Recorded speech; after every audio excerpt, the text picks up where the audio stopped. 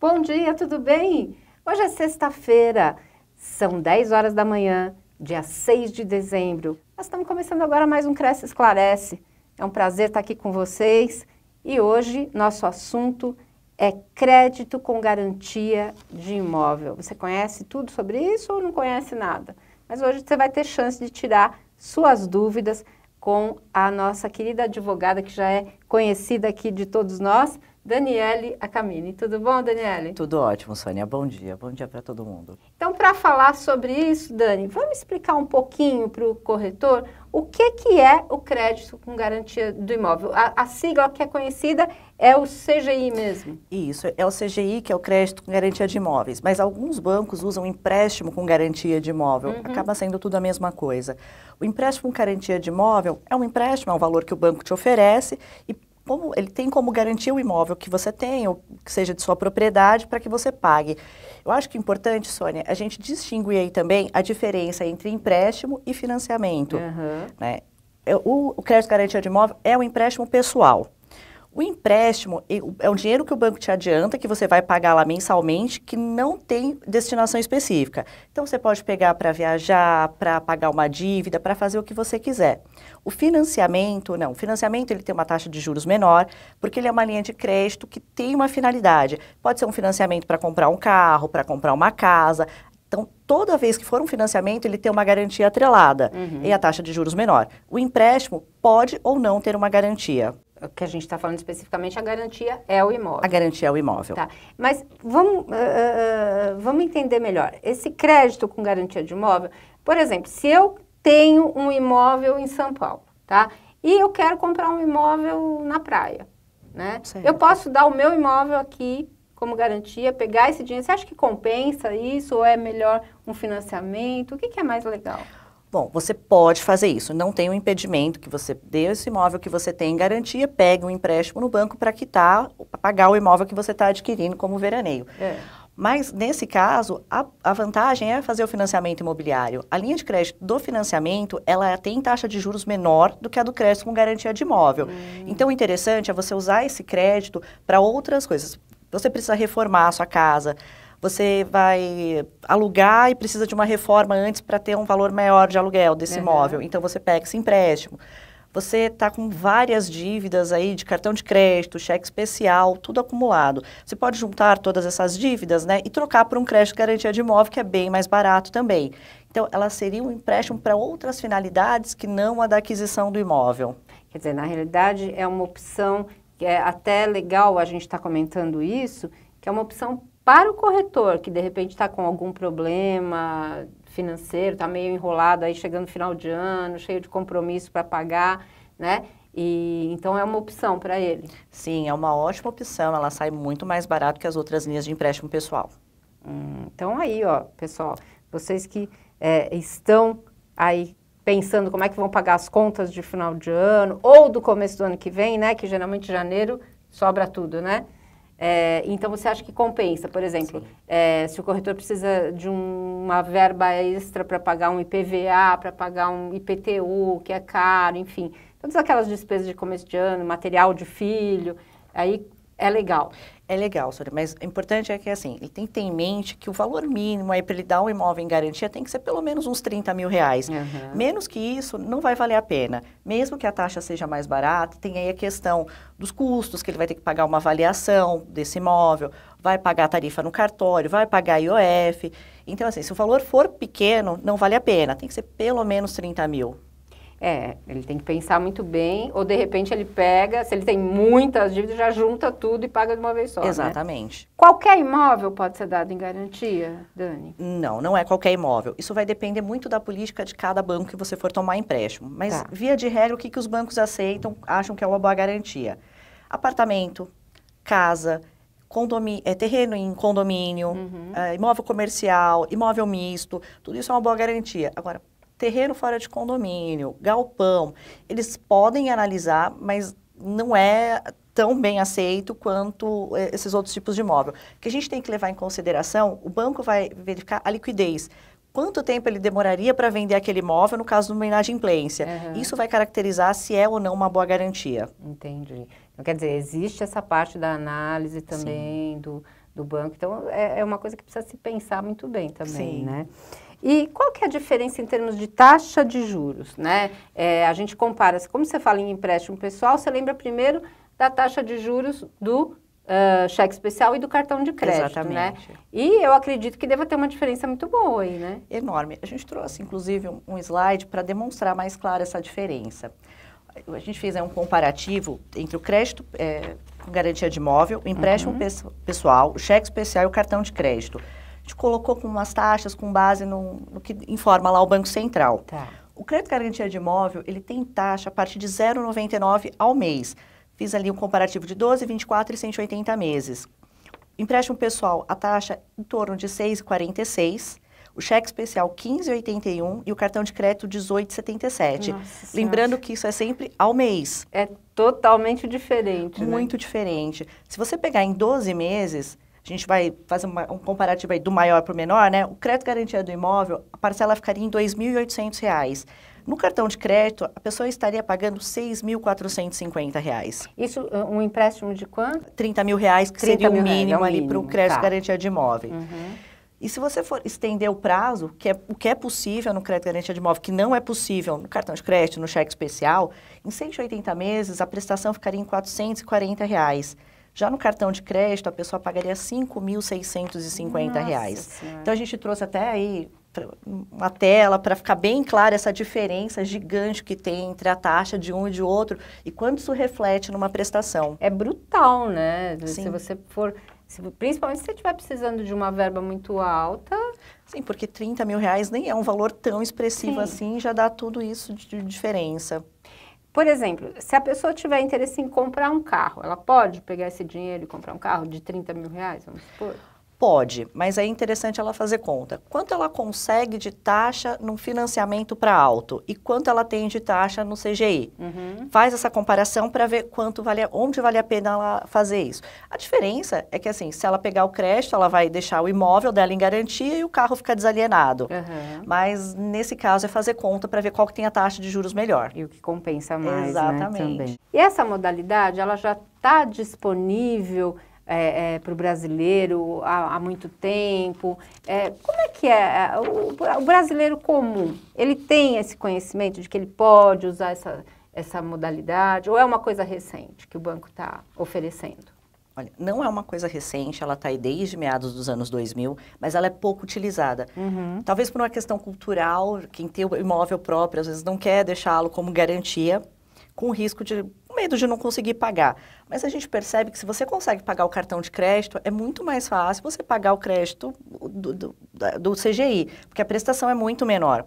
O que a gente percebeu nesse último ano? Uma retomada dos grandes bancos, oferecendo mais esse produto, o Banco Central também incentivando, ele está com uma política para tentar reduzir burocracia, prazo e os custos da operação.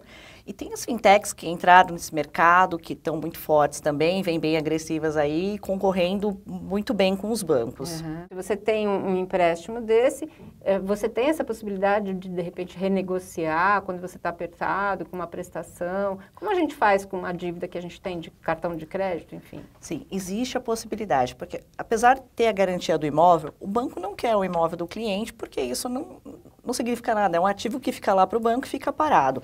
Então, ele sempre vai tentar não retomar esse imóvel, conseguir lá com o cliente um parcelamento, um pagamento. E o mais importante ainda é que ele é um crédito consciente. Você vai precisar passar por uma análise do banco, eles não vão comprometer mais do que 30% da sua renda, não é indiscriminado assim igual o limite do cartão de crédito, o limite do cheque especial que está lá e você pode usar, muitas vezes sem comprovar renda nenhuma, né? Só pela movimentação que você tem no banco. Esse crédito, ele é um crédito consciente exatamente para que não tenha esse risco do cliente perder o imóvel. A última coisa que o banco quer é o imóvel do cliente. Porque também depois não compensa, né? Para o próprio banco, ele vai ficar ali com um elefante branco, vamos dizer assim, né? Não vai ter o dinheiro na hora, né? E me diz uma coisa, há um tempo atrás a gente conversou aqui com o pessoal de um outro banco, né? O Banco Pan, que estava oferecendo um empréstimo chamado Home Equity, né? Esse tipo de crédito com garantia de imóvel, qual que é a diferença entre ele, o Home Equity, que também você envolve propriedade, hipoteca, enfim. Queria que você desse uma geral para o pessoal. Na verdade, é a mesma coisa, é que muda só a nomenclatura de banco para banco. Os dois são o empréstimo pessoal, em que o imóvel do cliente é dado em garantia. Muitas vezes a gente ouve falar em hipoteca. Hipoteca, ela existiu, mas ela caiu em desuso. Nenhum banco mais usa isso. A diferença é que no CGI o empréstimo, né, é feito e o imóvel fica na propriedade do banco. Na hipoteca não, ficava na propriedade do comprador. Aí no caso de inadimplência, a retomada era muito mais difícil, era muito mais custosa. Então a hipoteca hoje está em desuso, ninguém aplica mais. Nos Estados Unidos ainda é a modalidade para se adquirir imóvel, Sim, né? mas aqui, desde da lei da alienação fiduciária, a gente vem mudando isso e hoje praticamente 100% dos contratos. Então, quando eu falo em home equity, o corretor que já conhece isso, é a mesma coisa do que o empréstimo pessoal. Também posso utilizar o mesmo termo, né? Em geral, Dani, qual que é o perfil do consumidor que hoje opta pelo CGI? Na verdade, assim, todo cliente que tem um imóvel quitado ou quase que totalmente quitado, ele teria perfil para adquirir esse tipo de financiamento, né? Para ter acesso a esse tipo de financiamento. O que falta, às vezes, eu acho que é procurar. Porque se você tem um imóvel que você pode dar em garantia, você quer uma dívida com uma prestação baixa e uma taxa baixa, é a melhor opção. Porque você pode alongar, qual outro empréstimo pessoal você pode fazer em até 180 meses? Para ter uma prestação menor e para ficar mais confortável. Não é necessário você levar esse contrato por 180 meses. A situação melhorou, você vai lá, antecipa o pagamento, não tem problema. Mas quando você está muito apertado, às vezes você estender esse prazo funciona muito porque a prestação fica menor. E uma outra coisa também, como você pode estender o prazo, a prestação é menor, você acaba podendo financiar um valor maior. Então, todo mundo que faz conta e que tem um imóvel quitado ou praticamente quitado, tem perfil para essa linha de financiamento. Nós temos aqui uma participação do nosso espectador, ele está no YouTube nos assistindo, que é o Luciano Almeida. Bom dia, Luciano. Ele diz o seguinte: ótimo tema, apenas o imóvel é suficiente para fazer o empréstimo? Como funciona a comprovação de renda? A comprovação de renda ela vai depender do agente que você está buscando esse empréstimo. Mas geralmente ele vai pedir holerite, movimentação bancária, imposto de renda, e ele está perguntando do imóvel. Se, por exemplo, o banco financia, o máximo que financia é 60% do valor do imóvel.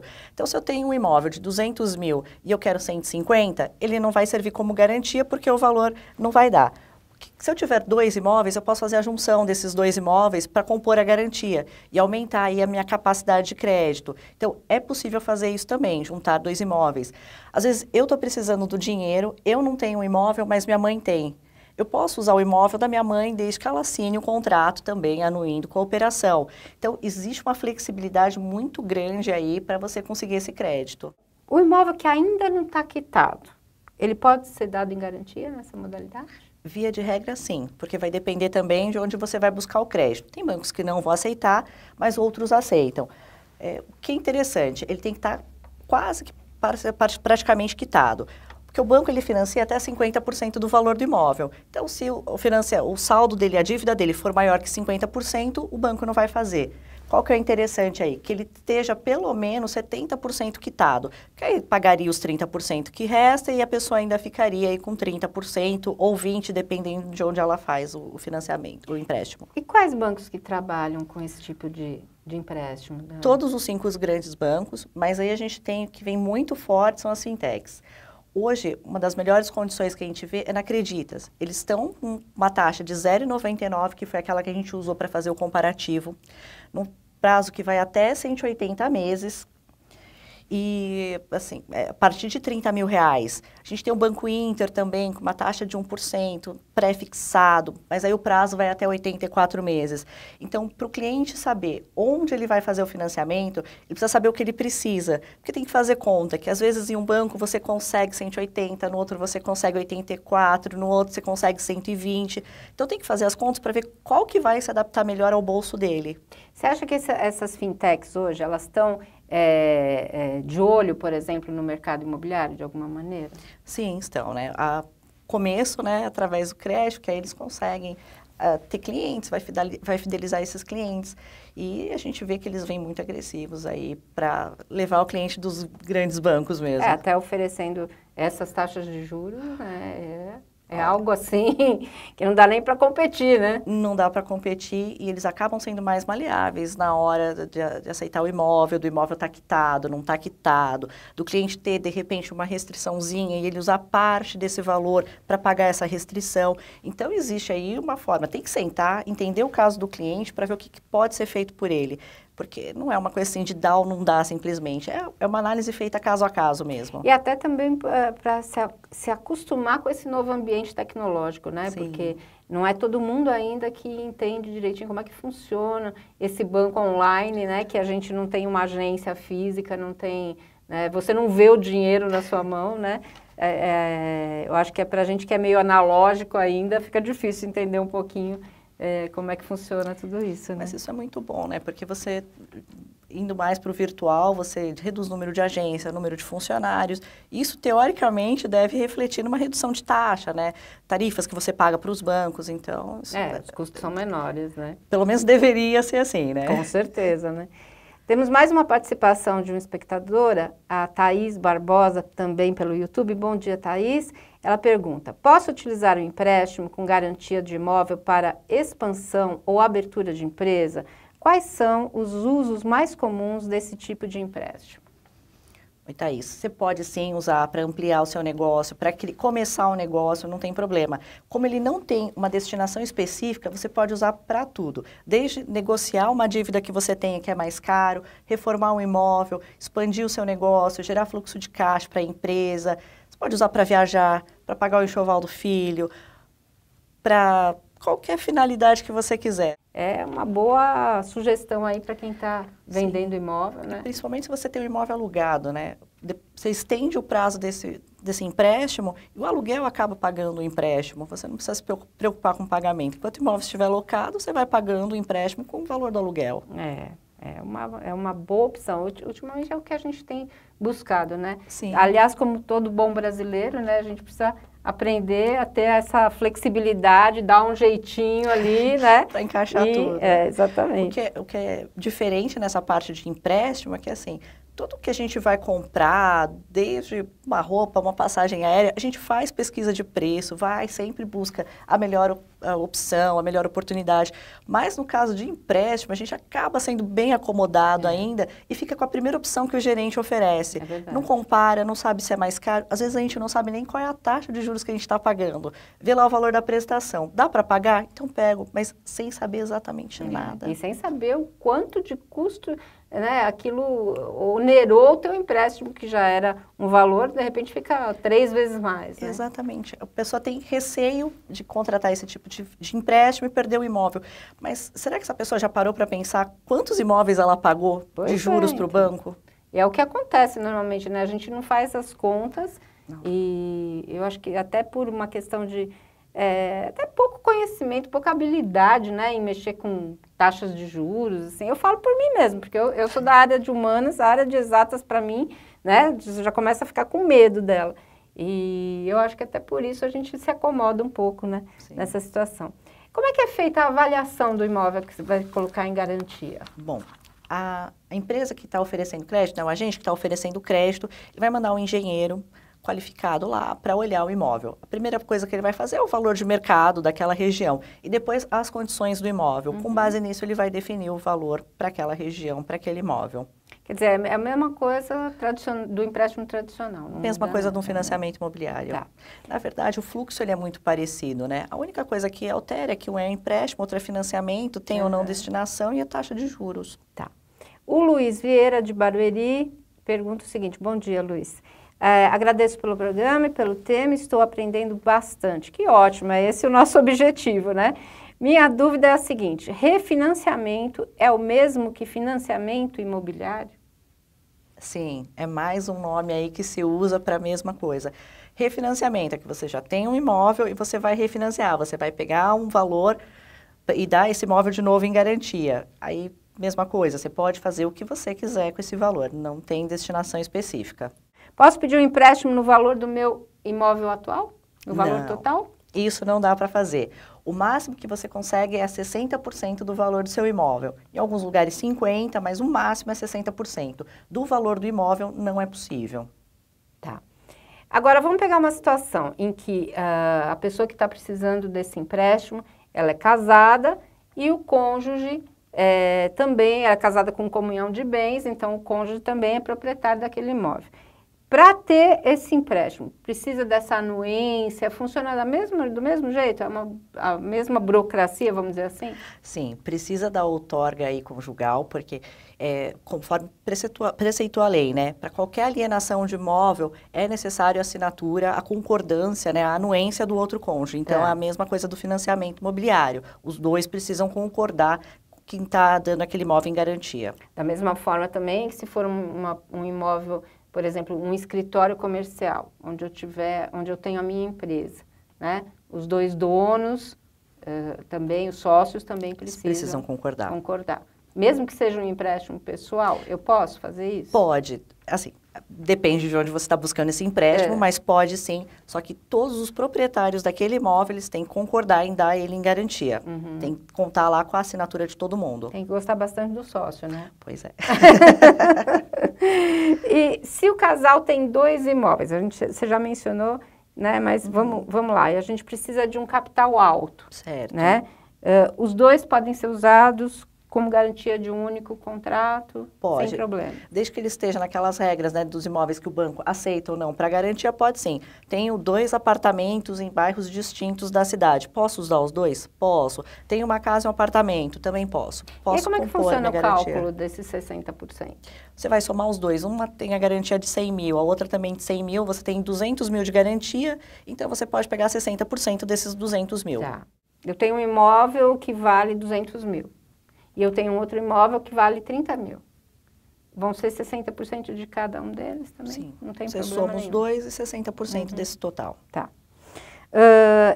Bom, o limite percentual do valor das parcelas em relação à renda mensal. 30%. Geralmente os bancos não comprometem mais do que isso para não causar aí um superendividamento da pessoa e correr o risco de uma inadimplência.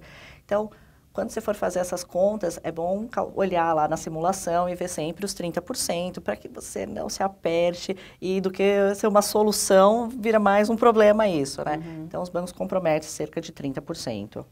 E não tem limite, por exemplo, de pessoas que vão compor esse... Por exemplo, se eu tenho vários proprietários daquele imóvel, eu posso... pedir, se todos eles concordarem, não tem problema. Isso, mas aí a gente vai voltar na história da política de cada banco. Tá. Todos vão concordar em dar aquele imóvel em garantia, mas às vezes o banco não aceita 3, 4 compondo renda. Então, concorda todo mundo, mas 2 ou 3 compõem a renda, vai depender da política do banco. Quais são os bancos que têm uma política mais liberal, assim? Nesse momento, as fintechs elas têm uma política mais maleável, mais flexível que dos bancos, os 5 grandes, né? E aí a gente volta a falar. Creditas, o Banco Inter, a Bari Promotora, eles estão bem agressivos e, assim, são mais maleáveis na hora da concessão do crédito. Todos esses que você falou, só para situar o corretor, são online? São online. Tá. Sim, são online, ou você pode, através de um credenciado deles, procurar esse credenciado e fazer isso pessoalmente, mas se não quiser, pode ser online. A coisa fica bem mais rápida, né, vamos dizer assim.